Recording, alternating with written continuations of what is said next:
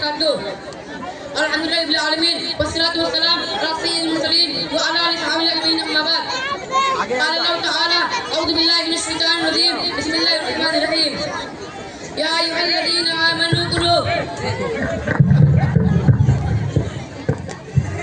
मिन तय्यिबाति मा रज़क़नाकुम। प्यारे भाइयों और बहनों, अल्लाह तआला का इस कदर शुक्रगुज़ार है कि इसने हमारे लिए ज़मीन की तमाम चीजें हलाल फरमाई, फरमानी लाई है। या अय्युहल्लज़ीना आमनू कुलू मिन तय्यिबाति मा रज़क़नाकुम।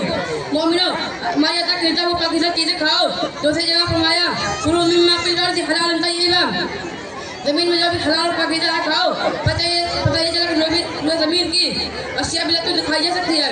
जिनको ये चीज़ खाना हराम है, जिनको शरीयत ने हराम बताया है, इसके अलावा जरिए आमदनी अगर हराम हो, कमाने का तरीका अगर गलत हो, चोरी बेईमानी लूट खसोट हो, तो ऐसी रकम से जो भी चीज़ें हासिल हो वो सब हराम है। ऐसी चीज़ें जो भी चीज़ें हासिल हो वो सब हराम है।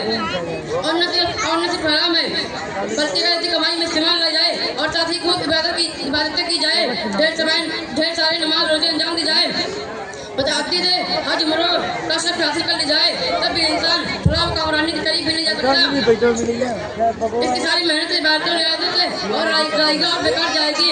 एक हदीस में जो कि सही मुस्लिम की रवायत है, रसूल अकरम सल्लल्लाहु अलैहि वसल्लम इरशाद फरमाते हैं कि एक आदमी तो एक सफर करके एक मुकद्दस मुकाम पर जाता है और अपने हाथों को फैलाकर ऐ मेरे कहता है।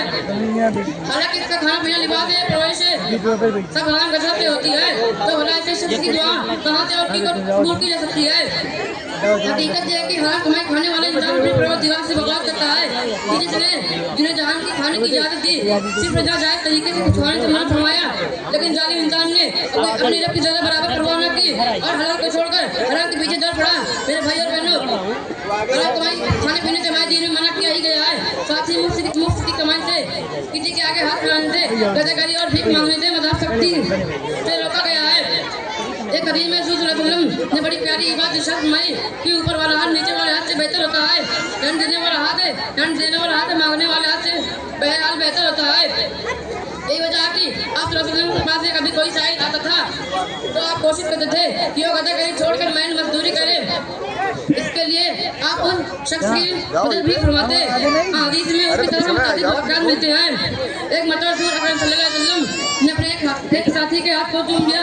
चाहते क्यों? क्योंकि मेहनत मशक्कत करने की वजह से उसके हाथों पर काले निशान पड़ गए थे। ये थी अहमियत सल्लल्लाहु अलैहि वसल्लम की निगाहों से खाने और कमाने वाले की। हराम कमाई खाने पीने से हमारे दिन में मना किया ही गया है।